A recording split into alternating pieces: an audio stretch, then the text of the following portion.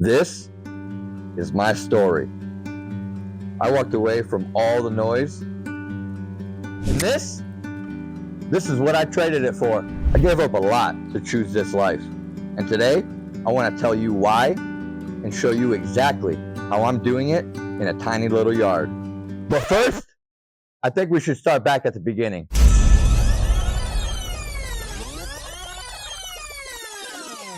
You see, 5 years ago, I was stuck. I'll be honest with you, I was struggling. Depression, anxiety.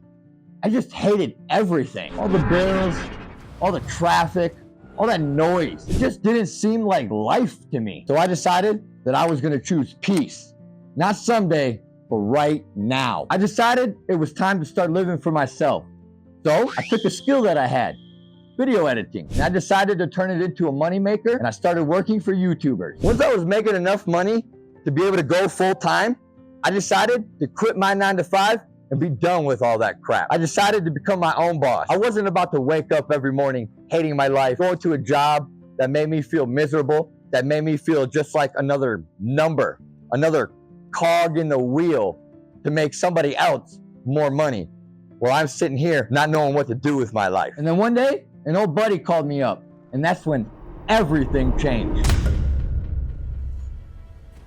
He told me to come on down to Mexico, come visit him and his wife, and see what I thought of the place. So I figured, why not? What else do I got to lose? I don't like where I'm currently at. I don't like what's going on in my homeland. Maybe it really is time for something new. So I got my passport, I packed my bags, and I took the first flight out to Mexico and left everything behind. Eventually, I met my wife, and after some time, we decided to get married. And through her, I was able to get my residency for Mexico. And then we ended up having a beautiful baby boy, and now I'm here in a tiny little yard. No acres, just a brand new start. You see, I didn't buy my freedom. I'm building it. Let's go take a tour so I can show you guys exactly what we're doing around here and hopefully give you some inspiration to start the journey to self-sustainability yourself. Let's go check out some stuff.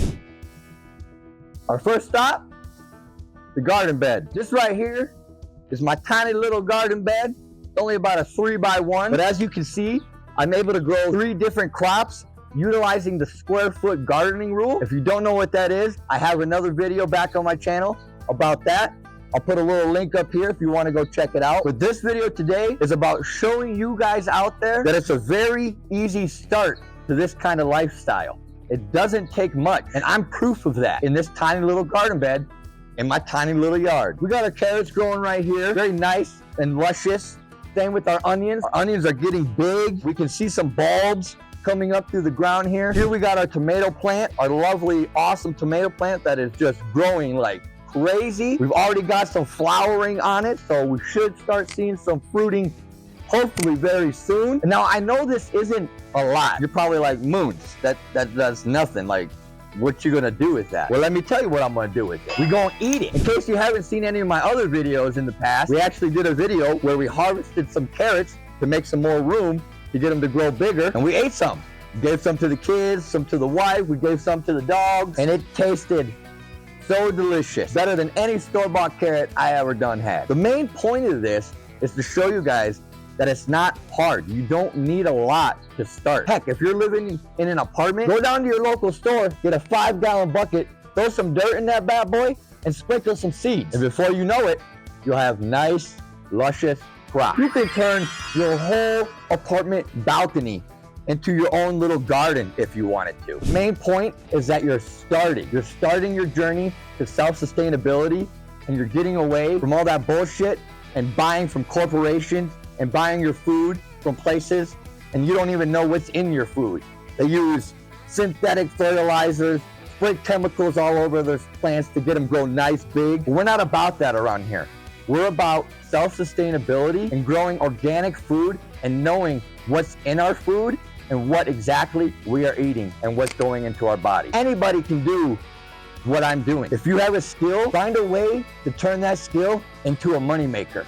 Trust me, you'll be glad you did. Now let me go show you some of my fruit trees that we got laying around here. As you can see right here, right next to the garden bed, in my tiny little yard, we got ourselves a nice peach tree. Now there might not be a lot of peaches on this tree here. We got about 1, 2, 3, 4. Looks like we got 4 peaches on this bad boy. Now these right here, This is slow money right here. Shade for us when we want to come out here, do some sitting, deep thinking, and fresh fruit for the kids to enjoy. And then if we walk over yonder, we got a nice big old pomegranate tree. Now this tree here bears a lot of fruit, lots and lots of fruit. But as you can see, we've already been harvesting and picking some.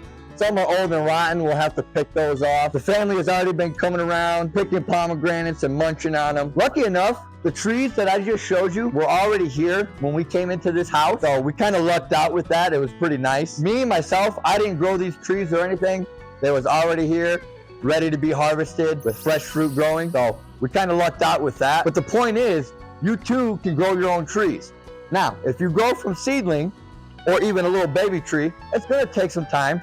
But the main point is that you're starting. By planting that tree in your yard, you have started your journey to self-sustainability and the knowing of where your food is coming from, right out of your backyard, with organic fertilizers that you use, watered from the rain. You can't get much better than that. You see, I'm planting for a life that I haven't even lived yet, but at least I'm starting. Let me show you a couple other things that we're doing around here to be more self-sustainable and keep away from that broken society out there. Come on. These are our first animals out here on the homestead. Just 3 little tiny hens with a small footprint, but a big impact. Some fresh water in the morning, some feed, and 5 quiet minutes. That's my reset button. They're all surrounding me right now because they want this banana. But I want to tell you guys a little bit about these girls here. You'll get the banana. Just give me a second, okay? Let me talk to the camera. Let me tell the folks at home. Now, unfortunately, we probably won't be seeing eggs anytime soon, especially with it becoming fall. Hens generally need 14 to 16 hours of solid daylight, cue up their instincts to lay, and obviously with fall coming, we're down to probably maybe 12, 13 hours. Not only egg production, but these ladies here have just been a nice breath of fresh air to the homestead. Little man loves to come out here and hang with his chickens, and he tries to feed them some treats. He'll try to go pick them up and pet them and all that stuff. So just the therapy alone that these girls right here have brought us is like, you can't put a price tag on that. Let me bust this banana out. Let's feed these girls here. They're going a little crazy. They want the banana. I'm just gonna hold the banana here. And they're gonna go crazy. Look at that, already going crazy, already going crazy. They can't even share. Share, there's plenty here. There's plenty here, girls. Share. Let's break this up a little bit and toss it around the run.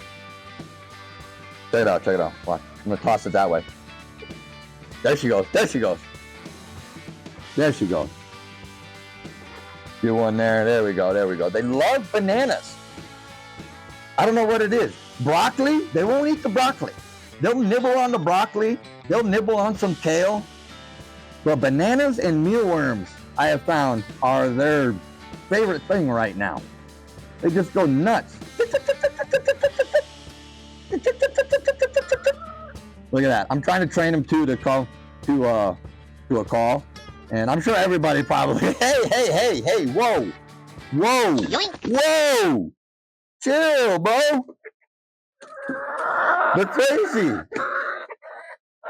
So that right there is the chickens and the role that they've been playing out here on our homestead. Eventually we'll get our eggs, but right now just some nice peace, some nice therapy, hanging out with these ladies, giving them some treats, having a good old time, watching the little man come out here and enjoy his time with his chickens. It's a beautiful sight to see, and you can't put money on that. The last thing I want to show you guys is our compost pile right over here behind me, which is conveniently next to our chicken coop. And when I do chicken coop cleaning and stuff, I just come right out the door and throw it in my compost. Let me go show you exactly how we're making our compost over here so we get nice, awesome organic soil for next year in our garden. So this right here is our compost. I am literally putting anything and everything in this stuff. I know there's a lot of myths out there with compost of like, you can't put this, you can't put that. I'm here to tell you right now, most of that shit you hear is not true. I literally put anything and everything in this compost. It's all on how you mix it, your ratios, and the regular schedule of turning up the compost. If you can follow those 3 little simple things, you can compost anything, my friends, really not that hard. If it starts to stink, then you need to add some layers. Mix it up a little bit. But that's our compost right here, conveniently next to the chicken coop. What this is gonna do, it's all gonna break down into a nice nutrient-rich soil for our garden. And that's another way we're going self-sustainability here, making our own soil. I now will not have to go to the store and buy $50 bags just to fill up my garden bed. I'm making my own. But the point of this video is to tell you that you don't need much, my friend. As you saw, I'm doing it out here on a tiny little yard. You see, this isn't running away. This is running towards something better, a more peaceful life. And I'm here to tell you, you don't need acres or somebody's permission. Start with one bed, one tree, one chicken. Peace lives in the small routines. You see around here, slow, it's a strategy, and a strategy that I'm gonna keep building for my family. So if you're ready to step away from that noise, then come build with us. We're just getting started. Make sure you hit that sub button, hit that like button, and share this video with someone you love. And hopefully we can spread this inspiration all around the world. So thank you all for tuning in to the channel, and thank you all for watching another video on Mundo's Homestead Adventures. I'll see y'all next week. Peace.